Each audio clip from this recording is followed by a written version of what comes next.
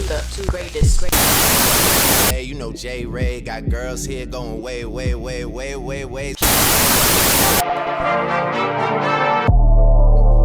to mute our mics the whole time. Yeah. Do the whole intro.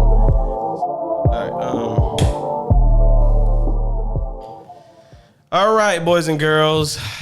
Welcome to the quickest episode in the history of Real Talk Radio. Y'all already know my boy, but if you don't remember him, because he got a new haircut and shit, he stunting on niggas and shit. This nigga think he I'm trying to think of an artist that got their hair recently cut or some shit. This nigga think he Gunna. I was like, nah, Gunna ain't got no haircut, but you know that Gunna ripped up now. But this is my boy Link Hart, aka Zaya, you know what I'm saying? What's going on, y'all? Yeah, I normally would put my headphones on to hear myself and make sure the audio is okay. I really don't give a fuck about this episode. Because let me just say this was a waste of time, first of all. As you can see from the thumbnail of the title, this is the Him movie review. And yes, what I put on the thumbnail is true. This movie is not it.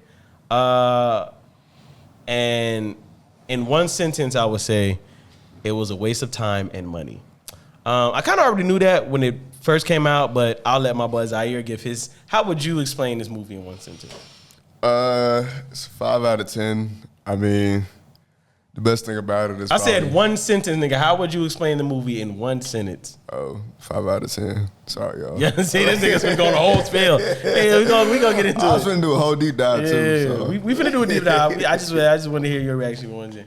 I think it was a waste of money, a waste of time. When it first came out, it was funny because my friends were all telling me like, "Hey, we need to go see this," and I was like, "Man, another Jordan Poole movie." He really hasn't landed one, in my opinion, since Get Out. We'll get into Zaire's opinion about Get Out in a minute. Like that's crazy, but since Get Out, it's kind of went downhill. Like it was Get Out, Nope was decent.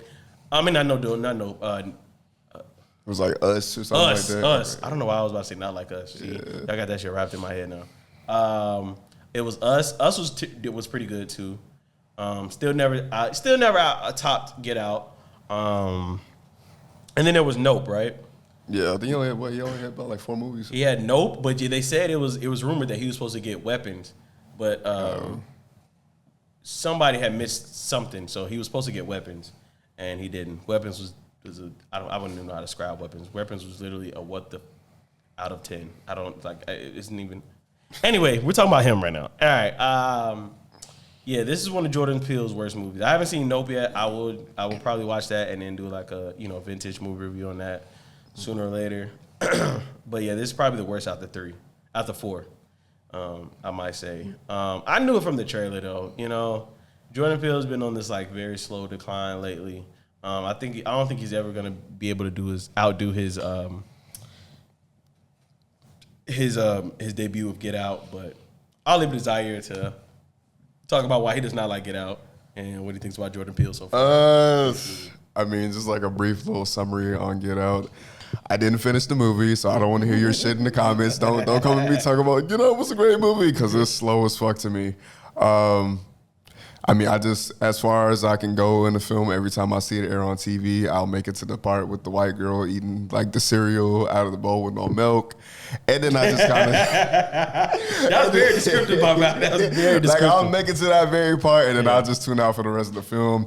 I mean, I get the general idea of it, that it's some type of, like, as I said before earlier today, like some type of mental slavery or some shit like that. But I feel like that's pretty much the gist of most of Jordan Peele's movies. It's just like a cheese of basically like white people or like non-blacks. And that's mostly it. It just to kind of flex maybe his like love for like sci-fi and thriller movies too, but that's about it though. Yeah, I mean it was your ideal like Jordan Peele movie where he kind of takes you on this horror, confusing thriller drama journey, you know. Yeah. And I'm that wasn't the issue. Speaking of on my outline, the first thing, let's talk about writing. Before I get into him, let me just say writing is a very underrated characteristic when we talk about cinema. It is underlooked. I feel like directors are very important when it comes to a film, but writers make the film. And I will say most writers are the directors. Let's be fair. But and there's also a lot of great movies out there where there's a team of writers that make the film just, you know what I mean? So let me just put that out there to all you writers out there. No wonder there was a writer's strike, you know. Is it still going on? It's ended, right? I think it's over. Yeah. I think it ended. But when it happened, I understand now because writing really makes a great movie. Let's talk about the writing in him though. Dialogue, natural dialogue. So the natural dialogue within this movie, in my opinion, it was decent. It wasn't like any hits or misses. It was just it's regular dialogue. And that's one thing I would say hit on modern day dialogue. Right. If I'm like being like it did, I was into the movie the whole time, but I wasn't into the movie, if that makes sense. Like I was in it, but I wasn't intrigued by it. It was just more like, this is like an everyday conversation between Go ahead, because I'm about to get on the whole spiel, man. I mean, I wasn't really just gonna say that it wasn't really any strong quotables from this movie. There we go. Maybe other than that one line of repetition from Marlon Wayne's character. I think his character was named Isaiah something. Sorry, y'all. Isaiah Whitehead. I think it was Isaiah Whitehead. Something crazy like that. But the whole like football family guideline, I think that might have stuck with me. But other than that, it's just. It does capture modern, everyday dialogue between normal human beings here and there, especially with the main character, Cade, or Cam, or whatever his name was. It was, he talks more like our generation, like a Gen Z kid, like, bet. And, so dialogue between characters wasn't really the most strongest aspect about this movie, but, hey, it's there, so... Nah, you ain't lying, brother. Hold on, y'all. I'm trying to get my stuff together. All right. There was nothing really. There's no lines that were really powerful. There was a couple that like I do want to kind of like unpack.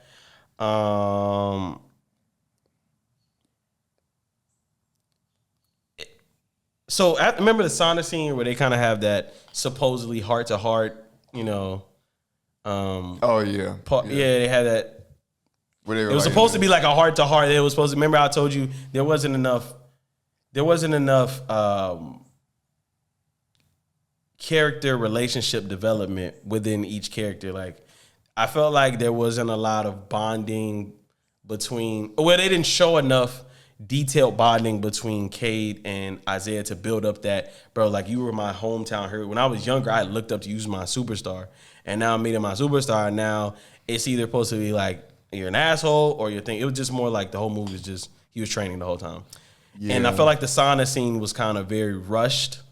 And it was too quick for them to for us to believe that now they're having this moment of like, not quote unquote father son moment, but you know what I mean, more idol like and fan person, fan, you know what I mean. Moment of like humanity that I guess we're supposed to be getting from Isaiah White in the sauna, and it didn't hit. But he said something. He was like, he died for us to play for him, and I don't know if that meant because spoiler alert,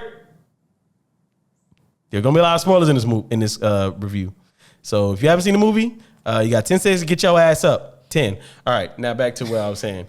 I didn't know it when he said he died for us to play for him. Do you think that was like a biblical reference? Or do you think he meant the guy that was trying to get him to sign the contract, the owner of the team, where we found out, at the end his dad sacrificed himself? I don't know this is where Jordan Peele fucks me up, man. Right, because I don't know if the general manager, the person that owns the team, right, that he shook hands with in that picture when he was younger that they showed at the end, I know he's the owner of the team, but is he supposed to represent the devil? And that his dad made a deal with the devil, and then that's when Isaiah White said he died for us, so I play for him. Or is it supposed to be a Jesus reference? Like, I don't understand. You feel me?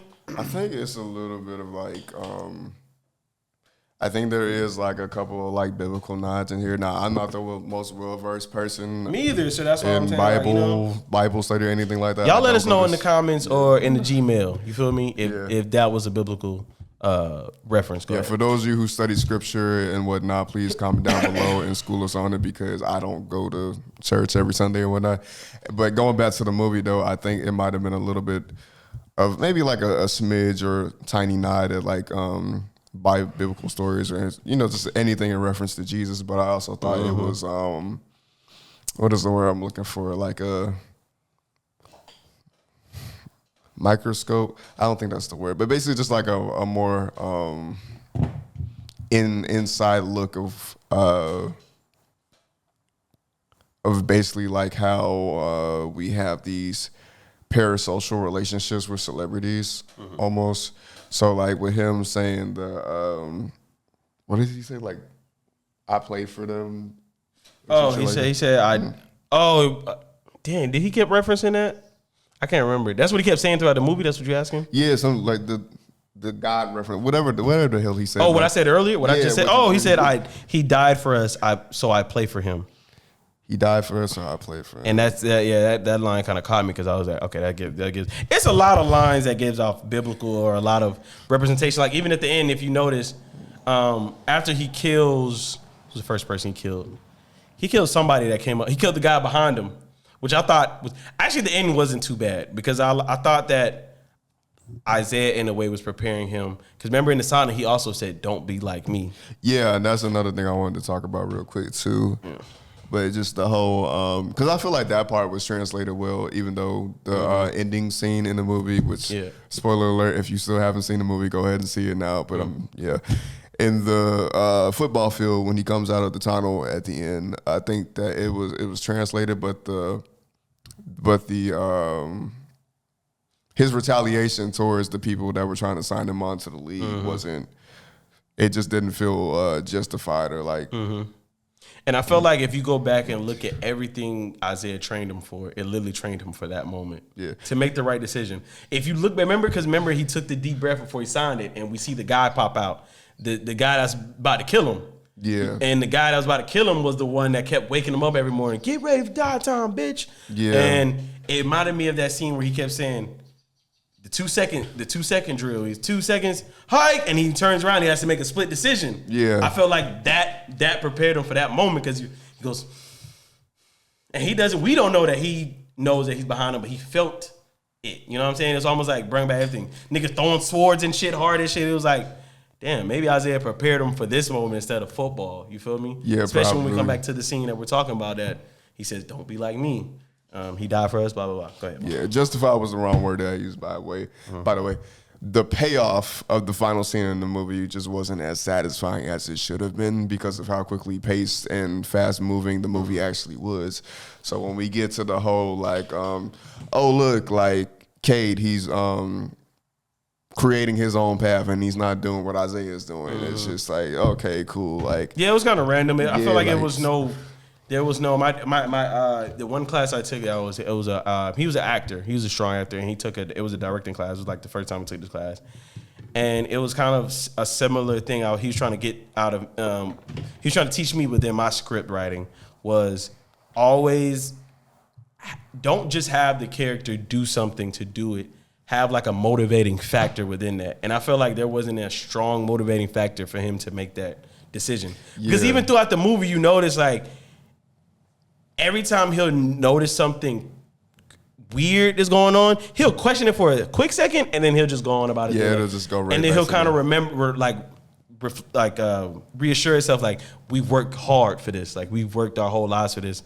There's no going back. So anything Isaiah shows me, tells me, or all this weird shit that goes on, I'm not gonna question it too long. I'm just gonna go with it because this is what I want to do. And I felt like there wasn't enough hesitance within that. At least to lead up to the decision he made at the end. Right. Again, there was no motivating, like, maybe it could have been because how he found out how his father died. Like, his father was cut up in little pieces. Like, no, y'all cut my dad in little pieces. I'm not signing this fucking paper or some shit like that. But just to not sign it just because he felt like it wasn't right, I didn't feel like that was a strong enough I feel like a motivating factor for us to feel. Yeah, like, I feel like if the owner did some big fucked up sadistic things to Cade to make him want to do it, that would have made like a lot Facts. more sense. Or if like him and Isaiah had very like similar paths, like, oh, they did this to my family, this is why you have to go and get redemption for me and like the past quarterbacks that had to do this bullshit before you and me. But to have Cade just look at this photo and that be the big plot twist and bombshell was just kind of like, this is so fucking forced in the movie. And then you just have him just go ahead and kill these people anyways, which, sure, but Yeah. I mean, what was the purpose of it? So Yeah, it was like I said, it was a lot of biblical lines that weren't definitely powerful or memorable, but they were questionable. Yeah. I'm trying to think. Scenes too. Like at the end, I was going back to that. Like he slaughtered the pig. He didn't slaughter a pig, but one of the guys had a pig mask on. But when he slaughtered him, he never took that mask off. So it was like, what was that? And y'all let me know, because I don't know. Was that a biblical thing or was that like a psychological, idealistic thing? Like, what was the? Because I know it had to be a reference, because slaughter the pig is a phrase, or pig slaughter, or slaughter a pig, or maybe it was just he was. I know it referenced something. I just don't know exactly what it was or what the fuck Jordan Peele was trying. Or maybe he just did it just to do it. You know, Jordan Peele just be doing shit. So I don't know, but I caught that too. Yeah, let's stay there for a little bit. And what do you think the writers wanted the audience to take away from the movie? I have no fucking clue what the writers wanted us to take away from this movie. I mean, what I told Jared a little bit earlier before the podcast was that I think that this film, like I said, is supposed to be a more of a focused look on people's parasocial relationships with celebrities and how we kind of view certain individuals as guides versus how we live our everyday lives when they're very not that much different from us at all. I think it's also more of an insider look at maybe the more fucked up side of Hollywood about how people kind of abuse drugs and certain people get thrown under the bus for other actions or other people to rise above and be successful. So I think the message maybe that the movie was trying to convey was like, how far are you willing to go for success? So yeah, I think it's either. I thought it would even be deeper.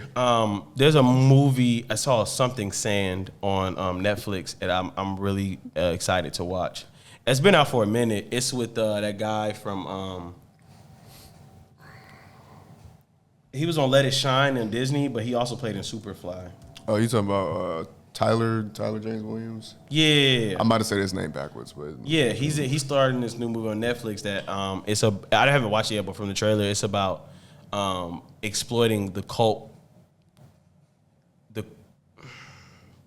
It's about exploiting cult behavior and cult what's the word, bro? Environment within fraternities. Okay, and sororities maybe too. like hazing and all that. Like shit, hazing and yeah. stuff. So that's what I thought kind of him was kind of going to try to portray, like that get on your way to success, it becomes like and playing on to that conspiracy of the Illuminati and selling your soul to reach a certain level of success. Yeah. So that's what I thought, but in a sadistic horror way. That's the way I thought it was going to be. You know what I'm saying? Like, even for example, when Marlon, or what's the character's name? Isaiah brings in that guy to kind of put pressure on Cameron Cade to throw the ball the correct way and to make every pass perfect. Because every time you miss, you're letting your teammates down. But in a way, instead of letting your teammates down, this motherfucker's about to die. Like, he's getting his face smashed in. So your consequence every time, because it's not as much pressure when you just sitting there throwing the ball and you miss it and you just get hard on yourself. But when you have something else, like that's what I'm talking about when I say motivating factor from earlier. Yeah. Like now he has to reach a certain level of perfection and a certain level of just not messing up, because he's worried about the well-being of his teammate being tortured if he does not do what he needs to do. Yeah, and I feel like that depicts Isaiah's obsession with basically, because like even like think about that talk that we had earlier about how Denzel and like the whole theater industry, they live and breathe the art form. That's basically how Isaiah was with football. Football comes first before any other external thing in this life to me. I don't even care what it takes to win the game. Like, he did say that earlier. He's like, if you're not even scared to hurt your girlfriend, you're not scared. Yeah. You're not, I don't think you're able to take a team to a championship. Like, you're not ready to be the best if you're not willing to hurt the people around you. So I just think that was a great scene of basically showing like his obsession with the game and just being the best quarterback there is and being the greatest of all time, because that was another thing that they heavily emphasized in the movie was being the GOAT. So yeah, it was there were some yeah, it was 3 out of 10 still. I don't give a fuck. I was about to give it his credit due, but there was no. I was a little bit more generous. I gave it 5. Yeah. But yeah. You did you also notice like there's a lot of biblical. Let's talk about the biblical reference just for a second. So I remember it said Saviors on 3, 1, 2, 3 Saviors, and I didn't realize that was the name of the football team. I was like, they really named the football team the Saviors. Yeah. So and then there was here's another one. There's another one. Then there was the pig. All that shit. But the team was the Savior. So like I said, it's a lot of biblical references. I'm not up to speed on the scriptures for real, like I am supposed to be. Never mind. Let's not stay on that for a long time. Quick. There was something I wanted to say. Let's talk about the acting for a little bit. I'm gonna give my run through real quick. Cameron Cade was probably the only believable one out of this whole thing. And it's only because I loved how his character kind of emulated the perfect, how would I say, mindset of a young guy. Because he did college, but he's still a kid at the end of the day. So his curiosity, his short attention span, it fit his character.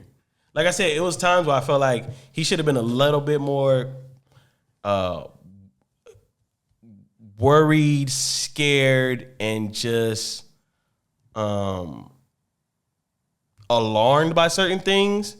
Like even when he almost killed the lady, it was almost like he was worried, but he wasn't like nigga, in a real situation, like adrenaline is going through, like your impulse is up, like everything is highlight and enhanced.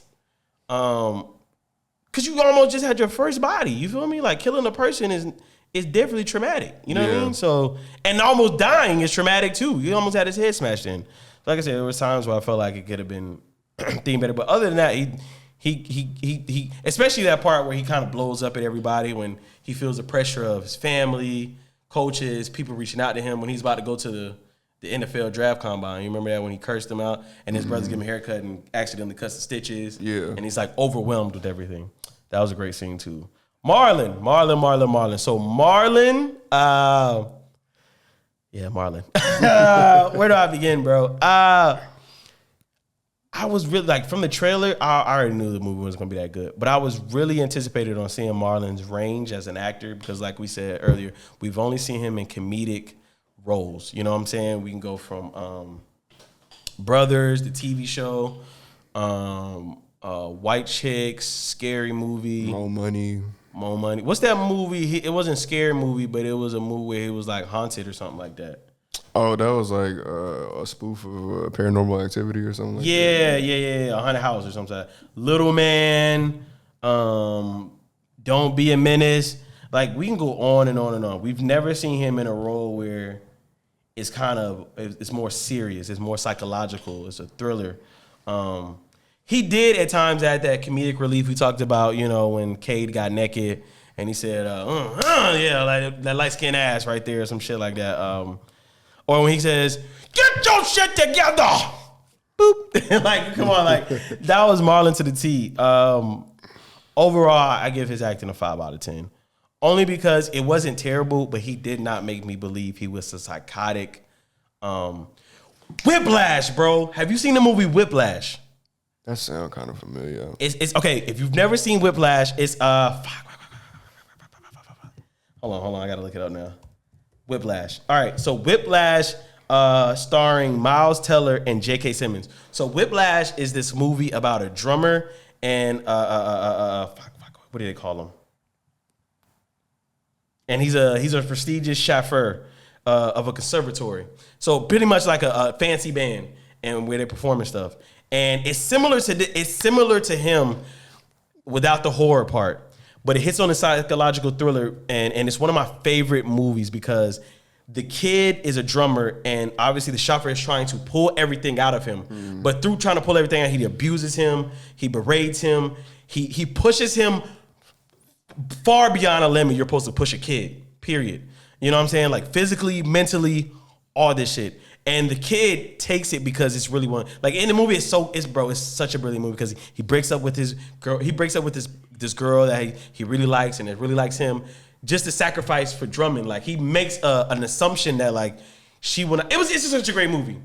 And the psychological, like what made me believe in Whiplash was the acting. The way it's not just, we talked about, and it's why people say I be hating on Michael B. Jordan. I do not. It's how you make the words on the paper come to life versus just reading the words off the paper. Right. Or reciting the words off the paper. I feel like J.K. Simmons did that with Whiplash. If you've never seen it, you have to see this fucking movie. I mean, it's Die Hard him times 10.